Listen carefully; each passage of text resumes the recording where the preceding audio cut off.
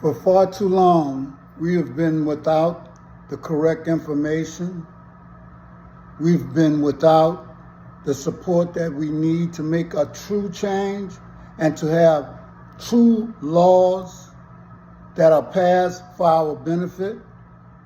We have been treated just like, or even worse, no, let's say worse than the Indian, because their treaties haven't been honored. And so far as we're concerned, the Constitution has done us no favors. But enough talk with me. In this segment, and as always, let truth be the authority, no matter where it comes from and how you feel about it. I'm Vic Myers. Welcome to The Resistance. I'm going to do a 4-part video for this one. I hope you'll stick through it to the end, because I think by the end you'll understand why it concerns me a great deal. Part 1 is going to be about the Dred Scott decision, the Supreme Court decision of 1857. Part 2 is going to be about Donald Trump saying he's going to end birthright citizenship. Part 3 is going to be about Article 5 of the Constitution. And Part 4 is going to tie all 3 videos together, and that's, I hope you'll see why it concerns me a great deal. So Part 1, the Dred Scott decision, 1857, United States Supreme Court. It was a 7-2 decision. It was widely regarded as the worst decision by the Supreme Court of all time. Now, if you consider the damage that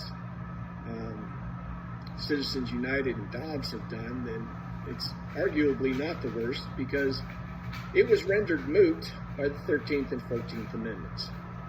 So what is the Dred Scott decision? Dred Scott was a slave, he and his wife, and they were suing for emancipation.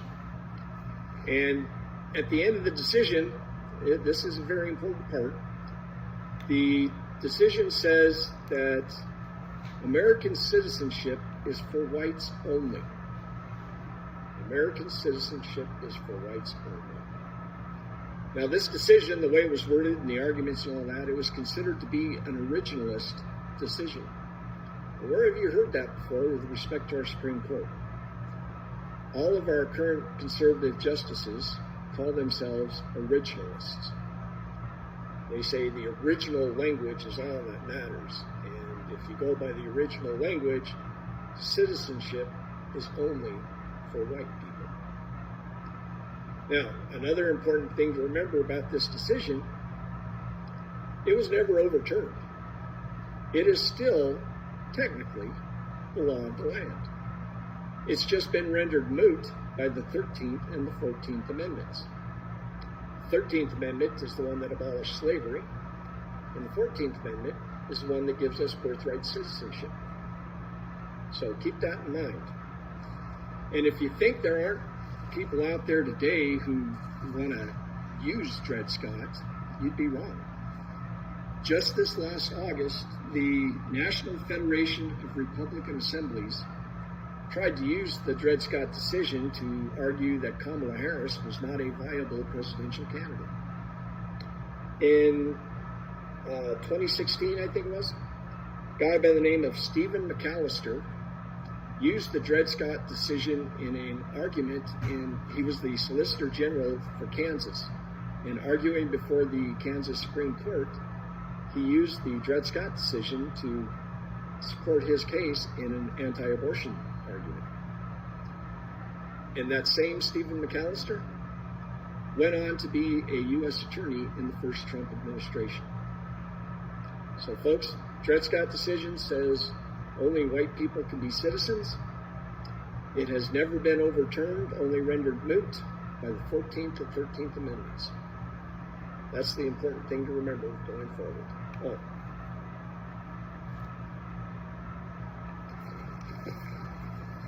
I'm Vic Myers.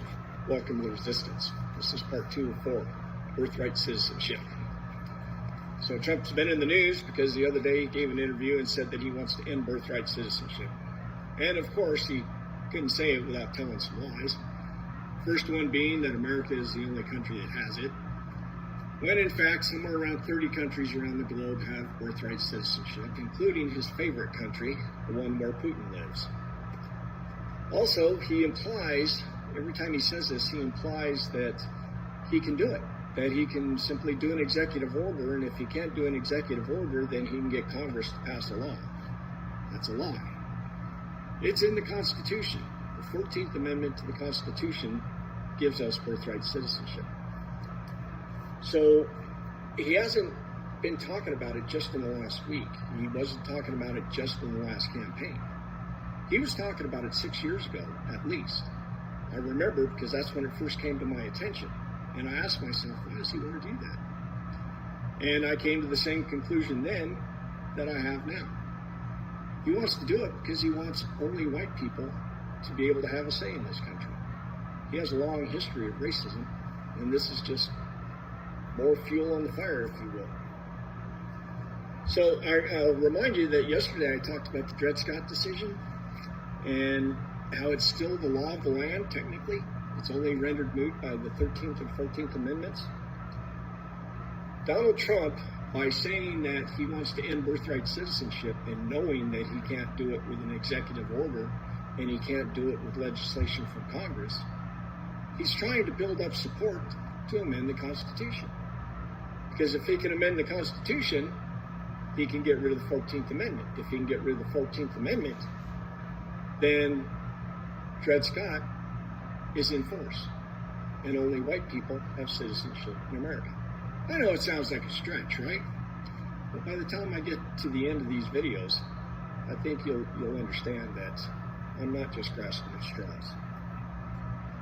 To amend the Constitution, the way we all think about it is you have 2/3 of the House and 2/3 of the Senate propose an amendment, and then they send that amendment to the Constitution, they send it out to the states, and 3/4 of the states have to approve it. If they do, then it becomes a part of the Constitution. That's what we all think about when we think about amending the Constitution. Those of us who remember from high school that lesson. But there's another way to change the Constitution, and that's what I'm going to talk about tomorrow. And I hope you'll stick with me. Good day. Let's talk about the time that the United States Supreme Court ruled that a slave gaining their freedom was unconstitutional. I'm Andre, and this is Blackity Black History, the Dred Scott decision. This is Dred Scott, a black man born a slave in Southampton, Virginia, sometime around 1799. In 1818, his owner, Peter Blow, took him to Alabama, and then they settled in St. Louis, Missouri, which were both slave states. His owner unexpectedly died in 1832, and he was purchased by a man named Dr. John Emerson. Emerson then took Dred to the Illinois and the Wisconsin territories, which were both free territories. That's very important here. These are both free states where slavery was outlawed by the Missouri Compromise. In Wisconsin, Dred married another black enslaved woman named Harriet Robinson, and her owner transferred ownership to Dr. Emerson. In 1842, John Emerson died suddenly, and the ownership of Dred Scott and his wife Harriet and their newborn child was transferred over to Dr. Emerson's wife, this ravishing young woman, Irene Sanford. At this point, Dred and his wife are thinking to themselves, wait, we were just in free territory, and we lived there, and we conceived a child there. Doesn't that mean we're free? Wait, why are we still slaves? They moved back to St. Louis where Irene was living, and they asked for their freedom, and Irene denied it. So Dred and Harriet took it to the courts. They received funding through abolitionists and their former owner, which was a surprise, and the St. Louis Circuit Court denied them but granted them a retrial, where they eventually won their freedom. Irene didn't like this and appealed their decision to the Missouri Supreme Court, where she won. And Dred Scott and his wife, in what took a hell of a lot of courage, in 1854, took it to the Supreme Court. The Supreme Court, led by Chief Justice Robert Taney, heard their case. Robert was a born Southern aristocrat. I think you know where this is going. The United States Supreme Court ruled against Dred Scott and his wife, basically saying that black people, free or enslaved, were not citizens of the United States and had no right to sue in federal court. And more racist nonsense. By the time the decision was handed down, it was May of 1857, and Irene had remarried. Her new husband wasn't really with that slavery nonsense, and they sold Dred Scott and his wife back to the family of Dred's original owner, the Blow family. The Blow family immediately gave Dred his freedom, and he was a free man at the age of 58. Unfortunately, his freedom was very short-lived. He died about 13 months later at the age of 59 of tuberculosis. One of the things that I want to ask you is, why are we still slaves? One of the things that you need to ask yourself is, when will the lies stop? And at what part or what junction, unction that you're going to have to stop believing in things that people tell you, not reading things for yourself, like the Constitution and all that goes along with that.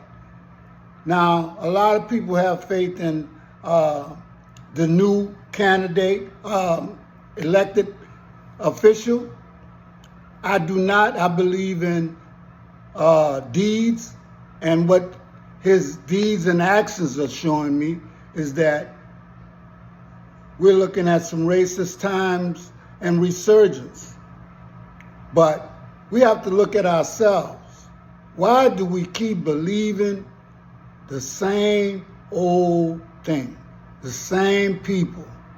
Why are we still slaves or considered slaves?